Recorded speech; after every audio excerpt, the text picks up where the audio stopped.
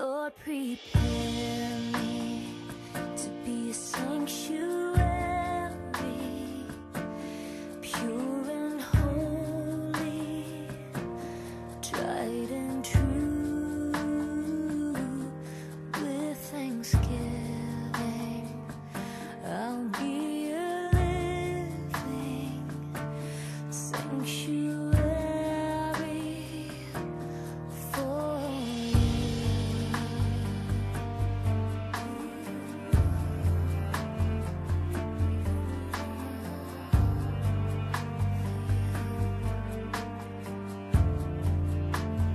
Lord, Notre manière de voir Dieu, amen, notre manière de nous approcher de Dieu, ça va changer, vraiment, je vous assure, nos habitudes, nos coutumes et nos traditions. Alors j'aimerais qu'on soit vraiment connectés. Amen. Seigneur, je bénis ton Esprit Saint qui est au milieu de nous, qui est en nous, qui est sur nous. Je bénis ta sainte présence. Je bénis ta parole. Je bénis les révélations que tu nous accordes. Gloire à ton nom. Seigneur, c'est poussé par l'Esprit que les hommes ont parlé de la part de Dieu. C'est la vérité. Ce n'est pas poussé par la philosophie qu'on parle de la part du Seigneur, ni par l'université, ni les études, Seigneur. Parce que ce livre, la Bible, c'est un livre scellé qui a été caché aux sages, aux orgueilleux, aux intelligents, mais tu l'as révélé aux enfants. Seigneur, ce soir nous avons des cœurs d'enfants. Nous voulons recevoir ta parole dans la simplicité, avec des cœurs d'enfants, dans la pureté, dans l'honnêteté et dans la foi, dans le nom de Jésus. Seigneur, bénis cette parole, que cette parole nous transforme, que cette parole nous change, nous délivre du mal, que cette parole nous bénisse dans le nom de Jésus, que cette parole crée, Seigneur, dans le nom de Jésus-Christ.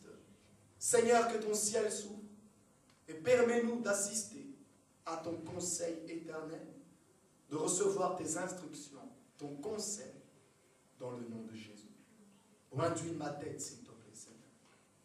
Je te remercie, dans le nom de Jésus. Amen. Amen. Là où vous êtes,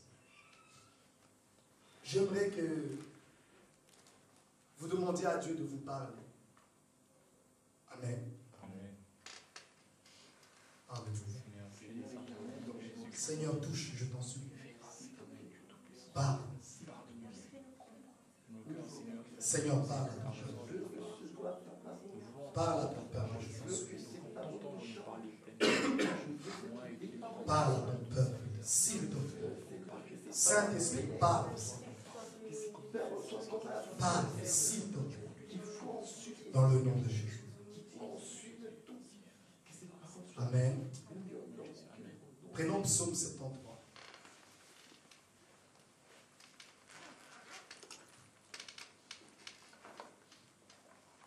Nous serons vraiment bénis ce soir. Amen. Amen. Prenons Psaume, s'il vous plaît. Psaume 73, verset 1. Psaume d'Asaph. Oui, Dieu est bon pour Israël, pour ceux qui ont le cœur pur. Toutefois, mon pied allait fléchir, mais pas été sur le point de glisser, car je portais envie aux insensés, en voyant le bonheur des méchants. Rien ne les tourmente jusqu'à leur mort, et leur corps est chargé d'embonpoint. Ils n'ont aucune part aux souffrances humaines. Ils ne sont pas frappés comme le reste des hommes. Aussi, l'orgueil leur sert de collier, la violence est le vêtement qui les enveloppe. L'iniquité sort de leurs entrailles. Les pensées de leur cœur se font jour. Ils raillent et parlent méchamment d'opprimés. Ils profèrent des discours hautains. Ils élèvent leur bouche jusqu'aux cieux. et leur langue se promène sur la terre. Voilà pourquoi son peuple se tourne de leur côté. Il avale l'eau abondamment et il dit, comment Dieu serait-il? Comment le Très-Haut connaîtrait-il? Ainsi sont les méchants, toujours heureux. Ils accroissent leur richesse. C'est donc en vain que j'ai purifié mon cœur et que j'ai lavé mes mains dans l'innocence. Alléluia. Amen. Amen. C'est un psaume formidable, les amis. Je bénis l'Éternel Dieu pour la vie d'Asaph. Cet homme formidable qu'on oublie souvent dans les psaumes. Les psaumes n'ont pas seulement été chantés et écrits par David. Juste avant, si on tourne bien le psaume 73, nous avons psaume 72. Verset 1 dit de Salomon. Il y a Salomon qui l'a écrit. Il y a les fils de Corée qui ont écrit aussi les psaumes. Il y a Corée lui-même. Amen. Amen. Alléluia. Il y a Asaph, il y a aussi David. Et très souvent nous pensons que psaume c'est que David. Non. Psaume 73, c'est le psaume d'Asaph. Amen. Amen. Asaph est en train de vivre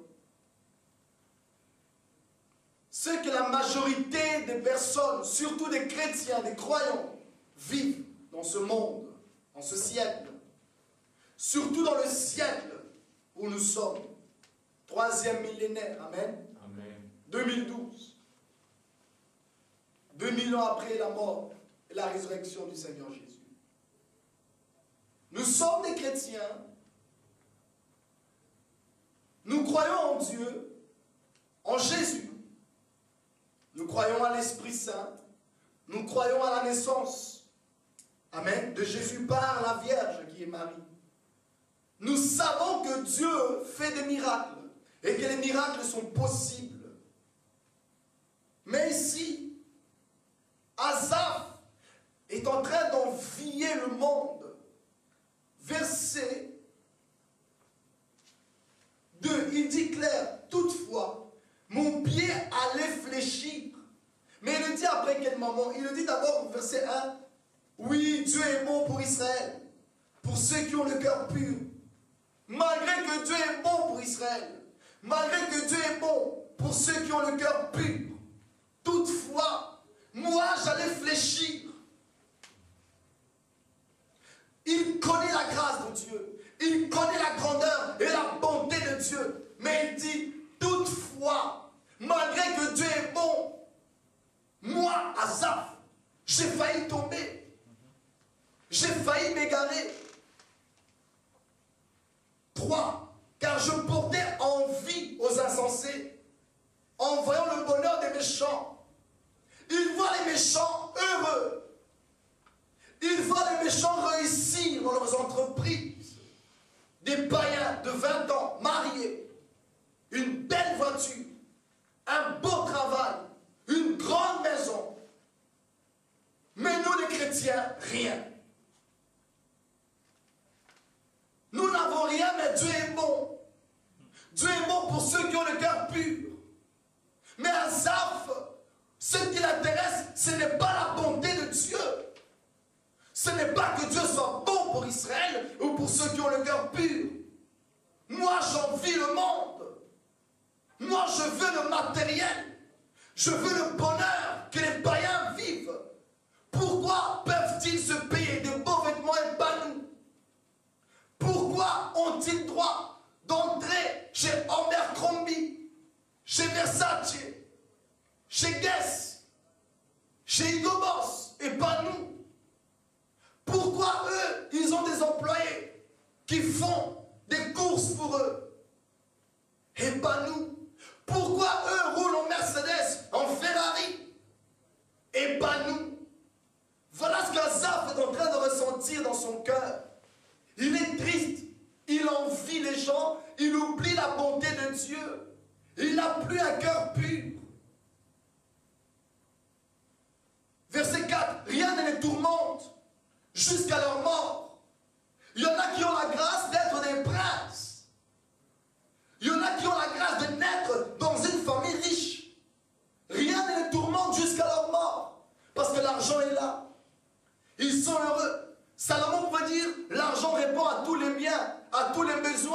à tous les problèmes, à tous les maux. Ils ne sont pas tourmentés jusqu'à leur mort. Mais nous, facture. Tu passes devant un beau magasin. Tu vois une belle vitrine. Des costumes. Tu dois passer. Je suis rentré il y a 2 jours. Non, hier. C'est hier qu'on s'est vu, pasteur Aristote. Je suis rentré hier matin. Chez Scapa. Une grande marque. Un grand magasin de marque. J'ai voulu m'acheter des mocassins. Je me renseignais un peu pour les prix. Elles étaient à 119 €. Et juste à côté, je vois des souliers, des costumes, à 300 €. Le vendeur, il vient, il me montre les chaussures les moins chères du magasin. Celles-là sont à 119 à gauche, les bleues, les basses. Oui, oui, monsieur, oui, oui, celles-là. Mais mon cœur à moi était dirigé dans les souliers à 300 €. Je ne connaissais pas encore les prix. Mais j'ai vu le brin comme j'aime. Je m'approche, je prends la soulier, amen, le soulier, pardon. Je regarde à l'intérieur, je vois le prix, 300 €. Ça ne m'a pas choqué. C'était une belle chaussure, je m'attendais à ce prix-là. C'était la qualité. Et ce monsieur m'a couru et me dit, non, non, non, monsieur, déposez. Les moins chers sont par là-bas. Ça, c'est des prix exagérés. Je l'ai regardé. Merci, monsieur. J'ai déposé. Je suis sorti. Alléluia. Ça ne m'a pas choqué qu'ils me disent ça. J'étais habillé en jeune garçon. C'est normal. Amen. Amen. Pour lui, pas question. Tu n'as pas assez d'argent. Ton niveau, c'est 119 €. Mais ici, verset 4, rien ne les tourmente. Ces jeunes-là, qui ont des parents comme Bill Gates, rien ne les tourmente. Quand eux vont dans des magasins, on ne leur fait pas de telles réflexions. On les présente les plus chers. On les offre même la 4e paire gratuite qui coûte 15 000 $. Rien ne les tourmente jusqu'à leur mort. Ils sont heureux. Ils vont dans les plus grands restos. Comme Sarkozy au Phuket. Le resto le plus chic de Paris. Avec tous les hommes riches. Les PDG de France. Les businessmen. Amen. Amen. Voilà les amis de Sarko. Rien ne les tourmente. Ils peuvent tout s'offrir. Johnny Depp se paye des îles à 200 millions $. À peu près 200 000 ou 300 000 personnes peuvent y vivre sur cette île. Imaginez-vous un peu combien d'hectares. Rien ne les tourmente. Ils ont bébé. Dans le compte en banque, il y a déjà 400 millions pour lui. Ça, c'est à lui, au bébé. Imaginez-vous les intérêts quand il aura 30 ans. Ça sera combien? Imaginez-vous les restos qu'il a à côté. Voilà ce qu'Azaph est en train de remarquer. Rien ne les tourmente jusqu'à leur mort. Ils peuvent tous se payer. Tout ce que leur cœur désire, ils l'obtiennent. Mais nous, avant la mort, nous sommes tourmentés. Voilà pourquoi moi j'ai des envies. Verset 5. Ils n'ont aucune part aux souffrances humaines. Ils ne sont pas frappés comme le reste des hommes. Eux, ils n'ont pas de souffrance humaine. Non pas que c'est des robots ou des anges. Non. Nous, les humains, par moment, nous avons faim. Nous vivons la disette et la famine. Même pas eux. Ils sont riches. Ils ont des femmes de chambre. Ils mangent des caviars. Eux, leur gibier est chassé 1 heure avant la préparation. Nous, on mange des choses surgelées depuis une année. Nous autres, on mange du poisson. Tu retrouves un cheveu, même pas eux.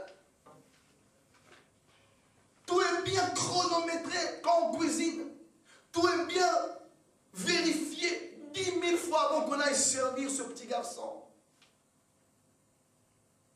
Une grande assiette pour une petite nourriture comme ça, mais qui coûte $1000.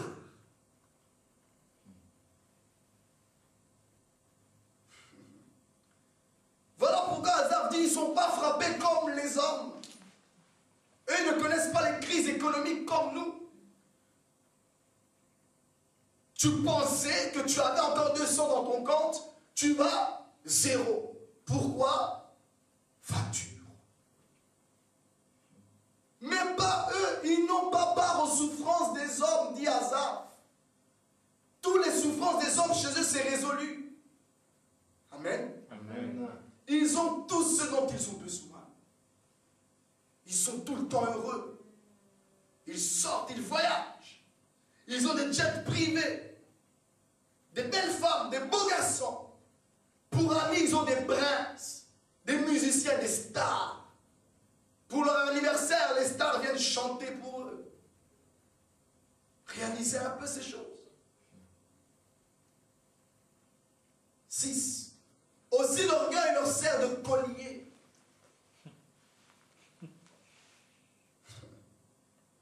La violence est le vêtement qui les enveloppe. L'iniquité sort de leurs entrailles. Avant la conclusion du message, nous reviendrons dans le verset 6. Ça sera formidable. Les pensées de leur cœur se font jour. Ils raillent et parlent méchamment d'opprimés. Ils profèrent des discours hautains. Ils élèvent leur bouche jusqu'aux cieux et leur langue se promène sur la terre. Voilà pourquoi son peuple se tourne de leur côté. Il avale l'eau abondamment et il dit comment Dieu saurait-il? Comment le Très-Haut connaîtrait-il? Ainsi sont les méchants, toujours heureux. Ils accroissent leur richesse, leur argent, leur compte en banque explose. Non pas des dettes, mais ça grandit de plus en plus. Ils prospèrent tout le temps. Ils accroissent leur richesse. Tout ce qu'ils font, ça réussit. Et nous, on n'a rien.